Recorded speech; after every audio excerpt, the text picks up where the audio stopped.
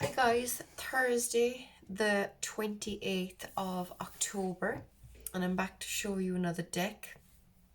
This time the most beautiful Egyptian deck. It is covered in gold, as you can see. Now, I'm not a gold lover in relation to jewellery, at least. I love white gold or silver, but this... Now, as you know, I have done a deck review. I have the Golden Art Nouveau Tarot, which is amazing, but there's even more gold in this deck. It is just stunning. Now, it is Lo Scarabeo, kind of a crappy tuck box, which won't last forever. However, all that gold they added does kind of make up for it. This is the Eye of Horus, and this one is the Eye of Ra. So the Eye of Ra is the right eye. So if you're looking at an image, the curl is going to the left because it's the right eye, if you can imagine that. And this is the Eye of Horus, where it's going to the right, so it's the left eye.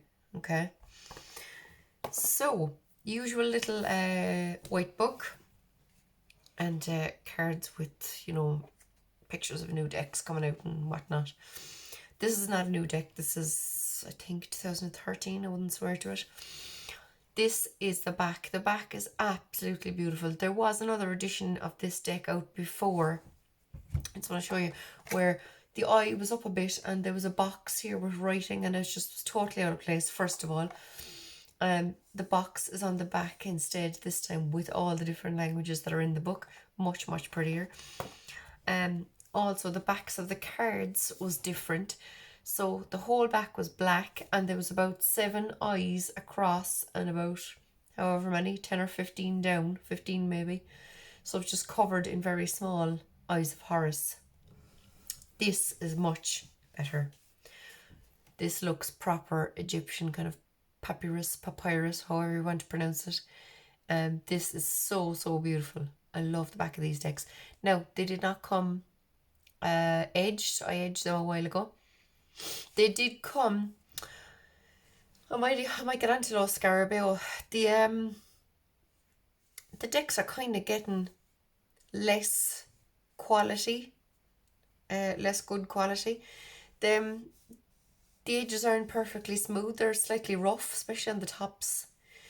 And because I'm slightly OCD and visual, I could see the roughness, so it was doing my head in. So at least now I can't see it now that they're all black, do you know?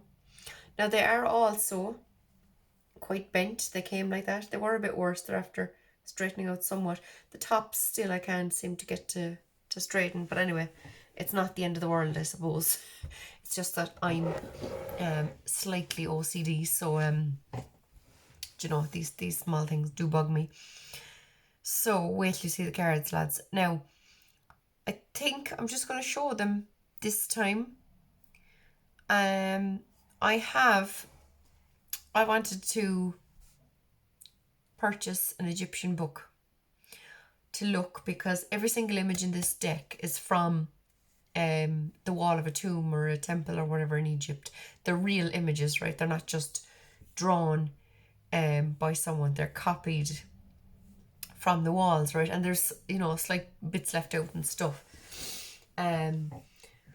But, so they're all real images. So I want to know who they are, because I know that by knowing who they are, it'll add an extra bit of information to the meaning of the card. What's in the book is your normal little white book information. It's pretty crap. Some of it doesn't even make sense to me.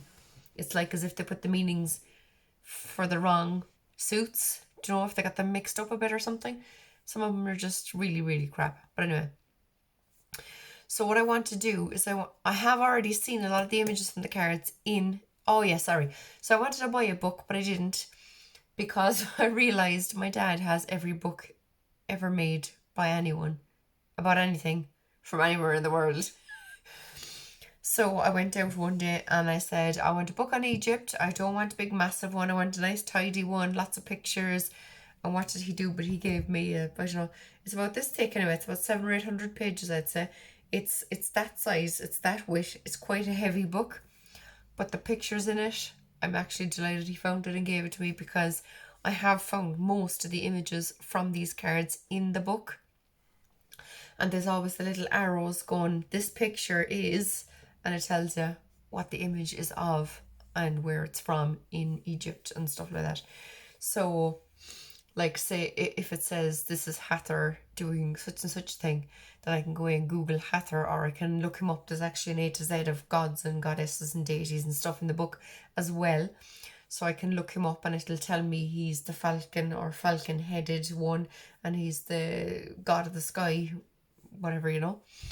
And also, as well as the A to Z in the middle of the book, the next couple of pages are all different crowns and headdresses of different pharaohs and goddesses and queens and everything. So if there's someone in a card with a fancy crown or something, I can look up that page and see, oh, that's the crown, oh, that's belonged to Nefertari or whatever, because it's the Tarot of Nefertari. Nefertari was the favourite wife of Ramses II. She had 8 of his 100 or so children. The average life expectancy at the time was 30 to 40 years old, and Ramses II lived to, they reckon, about 96. And if you saw a picture of his mummy, you could tell by the face that he was that old. So let's get to the cards. So I am going to get out a nice notebook, go through all these images, find them in my Egyptian book, write out a little bit about them, and basically make my own little guidebook. And then what I'll do is I'll go through the cards again for you guys and read out what's in my little book. So you'll have I might even do it in little videos, kind of do 10 at a time or whatever, and just go through them so you know what's what and who's who. So here we go. Here we have the Fool. And you have these beautiful hieroglyphs down the side as well. So there's the gold. How amazing is that? So the Fool. Now, I can't remember who the blue fella is. I did figure it out already, but I can't remember. But anyway, there we are, the Magician. He has all his tools there. There's a lotus, at least one lotus, nearly in every single card. So obviously the lotus flower was a big deal in ancient Egypt. Look at this high priestess. Isn't she? I'm going to put down the camera because, wait now, sorry, because it's up a bit high. So, isn't she amazing? High priestess. Right, Empress. Again with the lotus. She has her own crown on her there, but there's another crown floating next to her. Here we have the Emperor.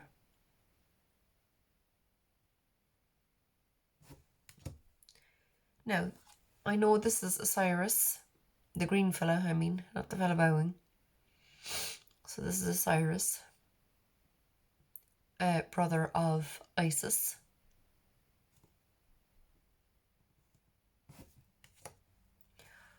The Lovers.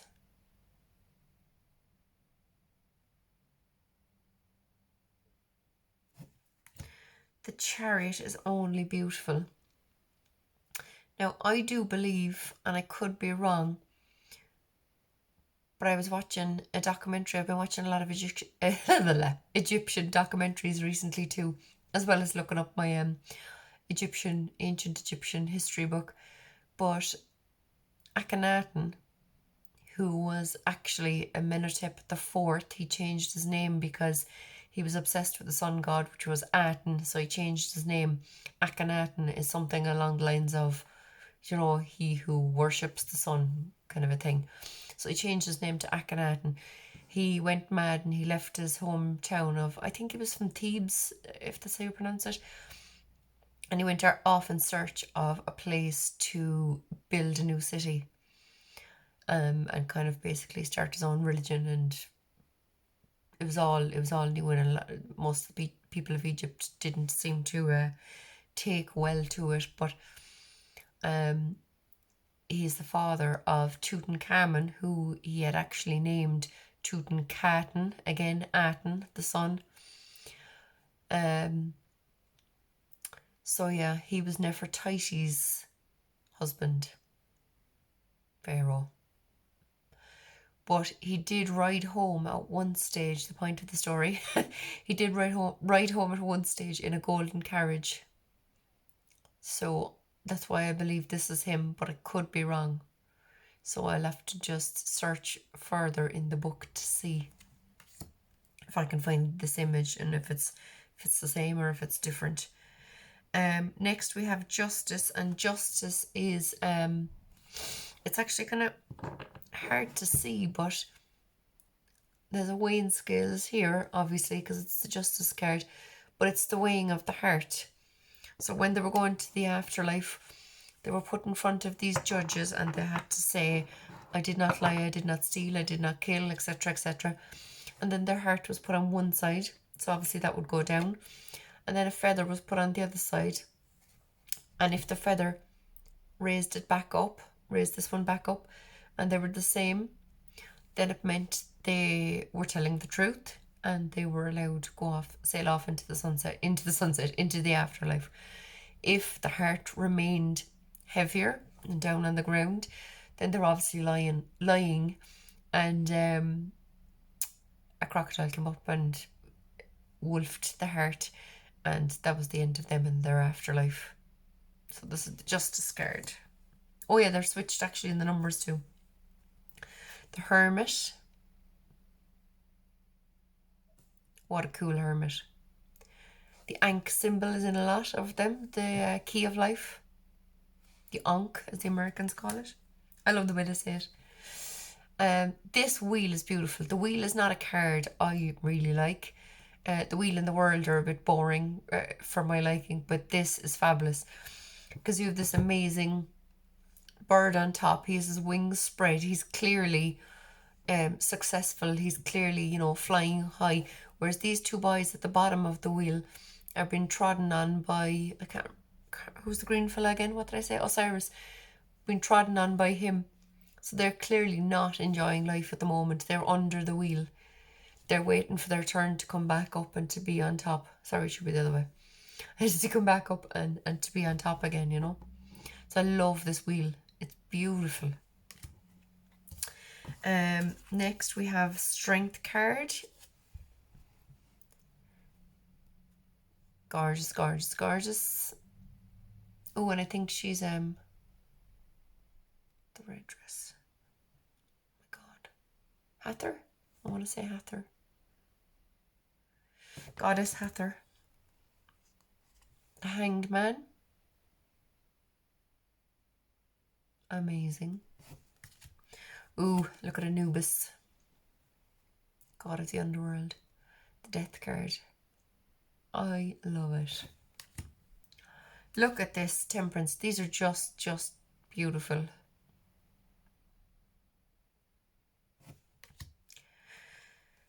The Devil. Il Diavolo. Again, I don't know who this crocodile is, so I have to figure that out. I have to check my A to Z in the book. See the way too that they've kind of left bits out just to make them look old and worn, I think is pretty cool. Usually my OCD would that would wreck my head. My OCD just can't handle things that look old. I know I need to use these cards and they are going to get worn and they are going to look old eventually, but I thought now that would drive me mad, but it doesn't. They've made them all worn looking so that they look old. This is so gorgeous. And I have found this image in the book, but I can't remember. There's so many different names and so many different stories and everything. It's hard to remember. But you have these two boys. It's the tower and it's obviously breaking up there, but you have these two boys trying to hold it up. But to me it looks like this boy is the one pushing it over.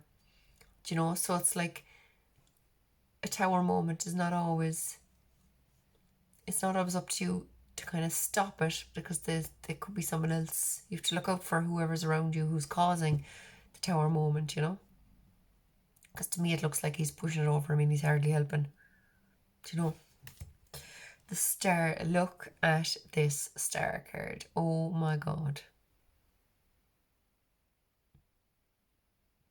Oh, if I tip them forward you can see them a bit better. Okay. The moon. The only gold is this box down here in the moon card. It's beautiful. You have your black and white there on both sides. Oh my god, look at the sun. Now again, there's a story to this, because at the bottom of each ray of sun there's hands. And again, this is an important part of some story. Oftentimes they are handing an ankh to, is it one of the rays the sun is handing it to the person, or the other way around? I forget. Anyway, it's in the images, but it's not in this. They left out the ankh. Judgment. Now this to me is like the justice card. I think it's the person bringing the mummified person to the judging ceremony, and the weighing of the heart in that. So I think this is the person being brought, the mummified body being brought there. The world card, again, some big story. This is like the sky goddess, and this is the earth god.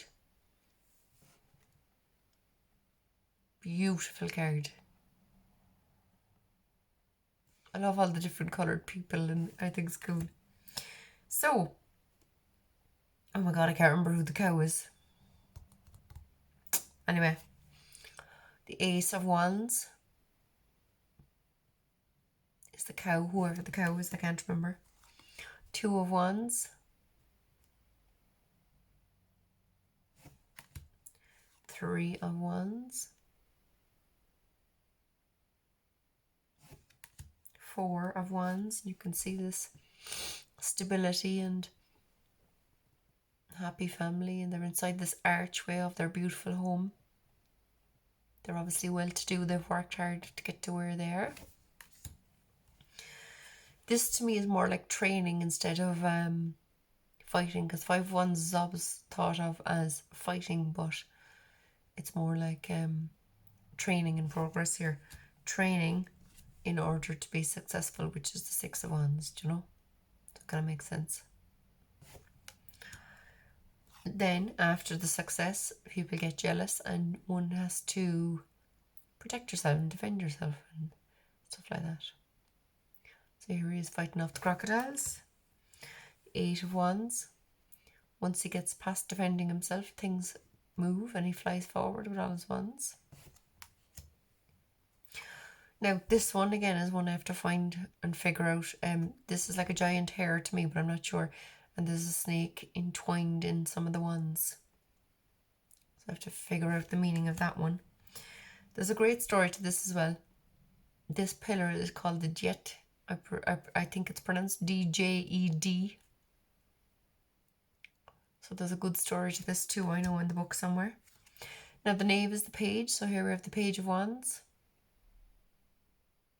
Learning. The Knights have no people on them, but they're still very pretty. This is my favourite queen. Look at her. She's amazeballs. I love her. Absolutely gorgeous. And the King. And you can see all the lotuses. The Ace of Swords is the Falcon.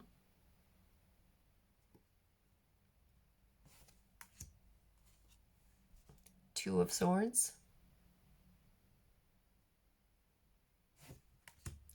This is beautiful. Three of Swords. With the Eye of Horus and Ra there.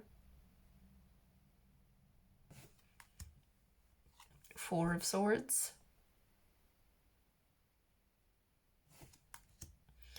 Five of Swords. This guy's won the battle, but that poor devil on the floor isn't in great shape. This is gorgeous, and again, some story to it. It's a journey back from somewhere. In the actual drawing in some temple, there's another man here and another man here. So there's 6 in the boat and there's only 4 here. But it's the same image otherwise. 7. The falcon is back. I would assume giving advice to this queen or goddess. These two I'm highly intrigued by. A crocodile on the back of some other creature. My daughter thinks it's a lion, I'm not so sure. Have to figure that one out. 8 of Swords. This 9 of Swords is cool. I think she's weeping over the mummification of her husband, probably. And the 10 of Swords. 3 fair maidens, all distraught. Probably 3 wives of that guy who was shipped off to the afterworld. Afterlife. Knave of Swords. These court cards are divine. Knight of Swords. Queen of Swords. She's the only queen sitting down. And her knees are up. Normally the seat is up high so that, you know, their legs are straight. Knees would have to be at a 90-degree angle in most images. How cool is this guy, the King of Swords? Isn't he beautiful? All his jewellery and his headdress and the colours. Love it. The blues on the paintings in Egypt were made from ground up lapis lazuli. The Ace of Cups is the scarab beetle, which is all about transformation and life and death and all that kind of thing. He's amazing. Now, this 2 of Cups, now the crown has been left off her, but this is the goddess Hathor welcoming Seti I into the afterlife. That's the image from a wall in a tomb that this particular card came from, which I think is gorgeous. Only she has this on the wall in the tomb, she has this massive crown headdress thing on her. But yeah, goddess Hathor welcoming Seti I into the afterlife. The 3. Now, this girl in front has a big horn here, and this girl has what looks like a kind of some sort of a guitar. So they're playing music and enjoying life. The 4. This girl is so fed up that she's thrown her head over and she's kind of missing life as it goes by.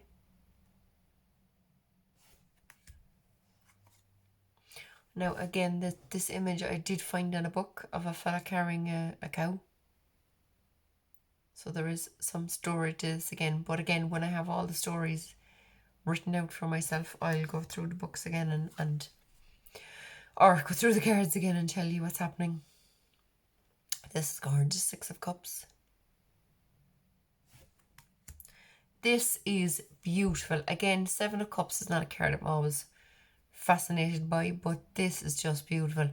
It's kind of hard to know what's what in it though, because there's so much in it, but that's exactly what the card's about, kind of being all over the place, head in the clouds, not knowing what you want, what you're doing. So I think the chaos in this card portrays that. But the colours, oh, I love it. God. This is, I googled tree goddesses and this image came up. So this is something to do with a tree goddess. The 9 of Cups. And the 10 of Cups. Now we have the Page, or Knave. The Knight, whose legs are on the ground. He's not moving much. All those back legs are slightly ready to go. But it is this Queen, it is the slowest moving suit. another queen actually sitting down. I was wrong. But it's the Queen of Cups. She's nurturing her child or someone else's child or something. There's some weird story to this image as well, I know. The king. Beautiful, beautiful king. So the Ace of Pentacles. 2 of Pentacles.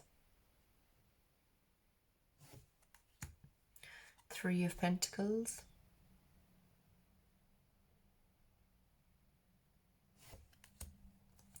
4 of Pentacles.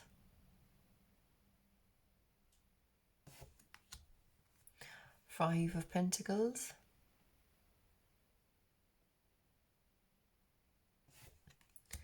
6 of Pentacles. Isn't the colour amazing? 7 of Pentacles. My new favourite, 8 of Pentacles. Look at that. He's out checking his vines and picking his grapes. Working hard. Amazing card. I love it.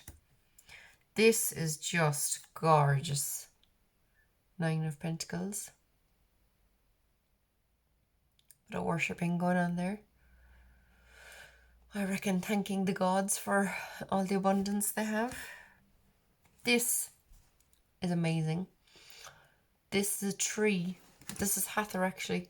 Tree goddess offering water, kind of everlasting life water to this person. Now again, I don't know who this is. I have found the image, so I do know this is Hathor, but this person I don't know. But the tree goddess has offered water and food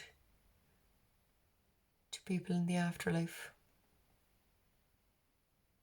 So that's pretty amazing. The Knave of Pentacles. Knight.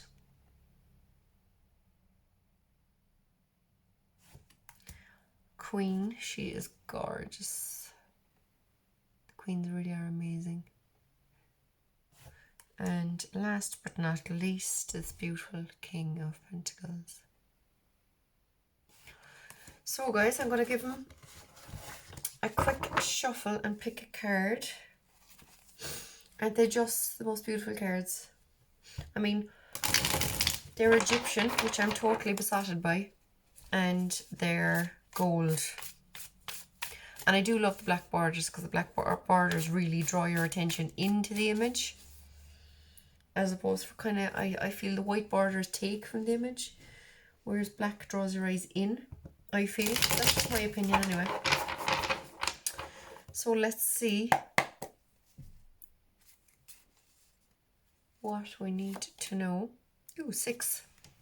So the 6 of Swords. So move on from anything that's not serving you, lads. But leave it behind, because as you know, in the 6 of Swords in the Rider-Waite-Smith, they're going off in their boat, but the swords are in the boat with them. Whereas this boat, they don't have the swords are up here floating in the air. So anything on your mind that's not serving you, because swords is air and it's what we think about and it's what we, how we communicate and things like that. So anything that's not serving you, leave it behind, get in your boat and sail away into the sunset. Do you know? So, I hope you like this deck review. Please do leave a like and comments, and I'll talk to you soon, guys. Thanks a million. Bye.